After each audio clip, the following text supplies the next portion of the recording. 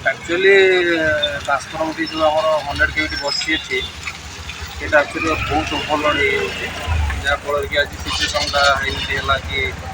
तार cable load बढ़िया जो केबुल टी बंद होगा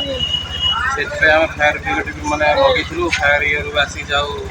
रेस्क्यू कर आम यहाँ लोड बढ़ाई भी अलरेडी ऑफिशियली दिखाई अलरेडी डायग्राम भी कर एक्चुअली दरकार होकर ओडिशा केवी गोटे बसिया एक्चुअली बहुत लोड होगा मैंने 100 केवी नियम हिसाब से 60 to 70 कंज्यूमर भितर रहा कथा बर्तमान से रहीगला कंज्यूमर आपणकर 100 एफएम से कि लोड पड़ी आज अवस्था जे कि केबल बंद करगला आम चाहूँ भी सार सहित भी कथा हो सी बढ़िया ऊपर लेवल कथाई अपग्रेडेसन हाँपाई बहुत तुरंत भी कम हो स्वप्नर घर तोलिबा पई अनेक दिन भाबुछन्ते कि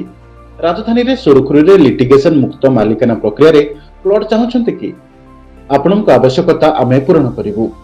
आपणक स्वप्नर घर पई प्लॉट मिलुछि भुवनेश्वर रेतंग स्टेशन पाखरे जेउठी एम्स मात्र 10 मिनिट रो यात्रा बागची कैंसर हॉस्पिटल को यात्रा मध्य 10 मिनिट आउ हां विमान बंदर एवं बरमुंडा को यात्रा 15 मिनिट रो समय एहा सह एहा निकट रे रहिछि इन्फोसिटी 2 एवं एसीजेड प्रोजेक्ट केवल सेतिक नुहे आपणक जगारू खूब कम दूरतार रही रेतंग स्टेशन बीआईआईटी ग्रुप ऑफ इंस्टीट्यूशन एवं आइडल स्कूल ऑफ इंजीनियरिंग। प्रिय ग्राहक बंधु सबुठारु गुरुत्वपूर्ण कथा है प्रथमे आपण पोजिशन नेबे पोजिशन नेला परे पंजीकरण करिवे। एबे जानंतु आपणकू केउ सब सुविधा सुजोग मिलुछि